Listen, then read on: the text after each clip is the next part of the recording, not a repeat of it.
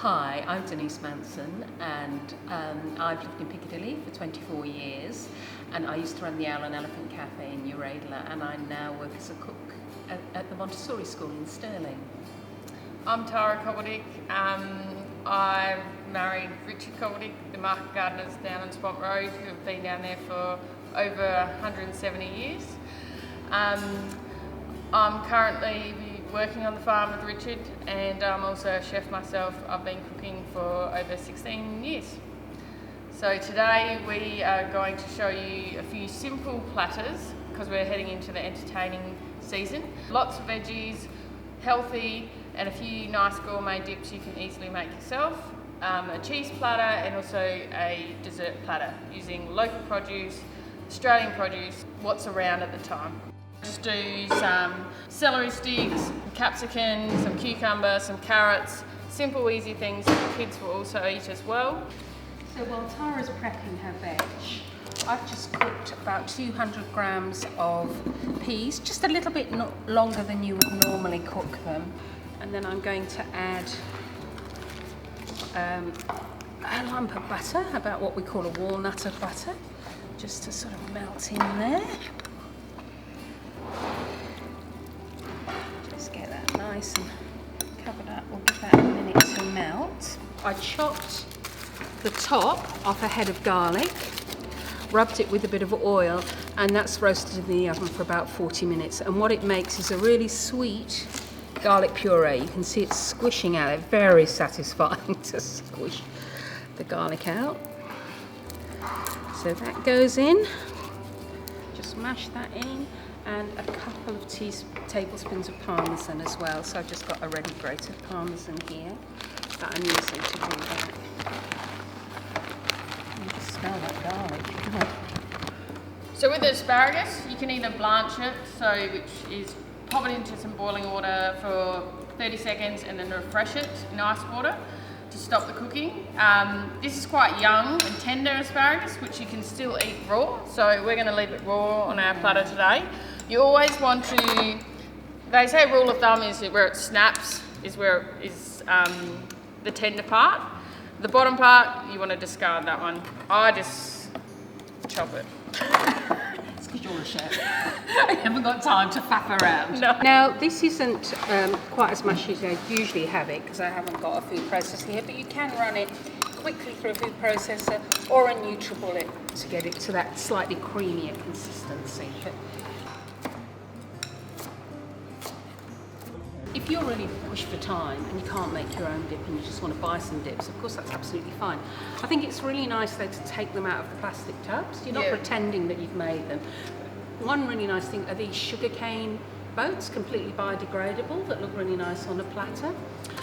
These are actually from Packrite, so they're in large quantities, but you can sometimes get them at places like Cheapest Chips, or just keep an eye out, those crafty shops. They're really handy to have. They are handy. Yeah. So we grow beetroots down on the farm, so this is one of my favourite dips. I roast off the beetroot in some balsamic, some garlic, a little bit of sugar, and thyme, and then until it's completely tender, and then I blend it up with some chickpeas, and salt and pepper, and you can add feta if you like. I don't, I keep it dairy free, but it's a really great, versatile, healthy dip to have in the fridge.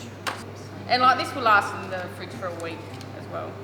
And I'm just going to do a quick tomato bruschetta, which will be our third dip, which is easy to do. You can just perfect to go onto croutons, refreshing. Coming into those warmer months now where tomatoes are back in season, basil's back in season. Make the most of them while they're nice and sweet. Just that. So just a little bit of red onion, not too much, because I'm going to add some fresh garlic as well. I'm a lover of red onion in salads, so it goes in everything. These are just some fig leaves from my fig tree, or you can use grapevine leaves if you have a vine. So this is our garlic, so we grow garlic also. So this is at fresh stage, so we've just pulled it today. Quite strong in flavour, so just a small amount of this one. I'm a bit funny with garlic. I like to only use Australian garlic. Yeah, so same. we try and keep ours as long as we can. So nice and fine. And it's got a bit easier now, even if people aren't in this area, to get Australian grown garlic in the supermarkets. They've got a lot better than they used to be, haven't they? Got some South Australian olive oil. Beautiful. Salt and pepper. Right. And just a bit of balsamic vinegar as well.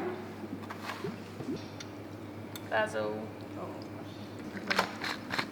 So this is like a bit of a salsa. Yeah, so, and then you can just have it on crusty croutons, or if you've picked up a nice local loaf of sourdough from around here. Pale green looks really nice against that big bit. And I think again that's something they say you eat with your eyes first, don't they? So just think about the colours that you put together. I might do the bruschetta on here because then otherwise it's a bit we cramped. might get a bit too crowded on us in the big bowls. Croutons. Turning out to be quite nice because it's almost those festive Christmassy colours of red and green. Coincidentally. And there we go. So easy, entertaining, fresh ingredients. So we're just going to look at a very simple cheese board now, which can go alongside our veg, and it's quite a nice thing to do your cheese board separately. Important with cheese, you need to leave it out of the fridge at least an hour. Yeah, at the very least an hour. At least an hour.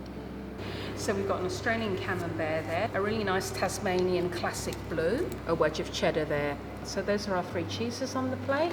I really love these. These are beetroot crackers and they're rice crackers, so they're gluten-free. You can choose several different types, but don't go mad. Just keep it nice and simple. Smoked almonds I really like, but you can use dry roasted almonds or other nuts, and I like those just loose on the board.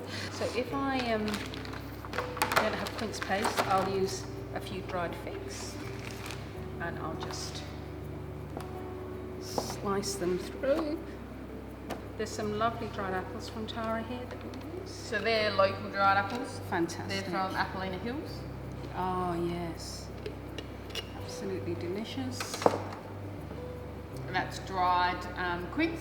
Oh, lovely. So that is like a I've quince cooked paste. it in the oven in the syrup and then dehydrated it. Oh, beautiful. What a clever way to do it. That's so much easier than making quince paste. It was an experiment. Obviously it worked. I'll be tasting some of that later, so let's cluster a bit of that round there as well. And I think those oranges will give some beautiful colour at the end there. Oh, I love the way the blood oranges go with the beetroot crackers. And there we go. There's a really pretty cheese and dried fruit board. Beautiful, done. Great. Over to you, Sarah. Alright, I'm just going to do a quick dessert platter. We've just made a few simple desserts. If you don't have time, you can always go to the supermarket and buy them and replate them, and people would never know. So, to be honest with the brownies, you could even buy a Betty Crocker mix and mix it up. 2 minutes. It's just really about making it easy and quick. So, exactly. I'm going to start off with, I've made some, so these are like similar to a bliss ball. So I've made some banana, coconut and oat balls. I've also made a chocolate orange and pepita seed slice. So the seeds are like little nutritional bombs, really, they aren't are. they? They've just got so much protein and goodness in them, and it's quite good. I mean, if you have got nut allergy people, then seeds are a great. Yeah. Most people who are not allergic are not seed. So they're just a little chocolate banana truffle as well. I've got the dried citrus again, but this time I have just drizzled a little bit of dark chocolate, like 90% cocoa. So just for a little bit of colour. We had some really nice ripe pineapples available, and I thought, you know what, I'm going to dry them. It'd be really nice dried. We'll do cocktails next year. So these are still early on in the season for mangoes. Yeah. Come closer to Christmas, they'll be obviously in their peak season. Yeah. We're quite particular. We really like the KP mangoes. Yes. We find them a lot sweeter. Yeah. Really nice colour and flavour. So KP is Kensington Pride mangoes. It's just a variety of the mango. just nice, regular, even slices. They look so pretty on the plate. And actually, I'll just show you, children really like them because when you eat a slice, you've got like the little star or the flower of the fruit in the middle, and they can nibble their way around that. It's a nice way to serve apples anyway, let alone on a platter. You can sit on the platter like that. So we've also got some brownie here that Denise has made. You know, you don't want to kill yourself doing this stuff, so if need be, use a brownie mix. It's Yeah. very easy. Oh, look at that. Nice and gooey still, Denise. Delicious. And that perfectly on.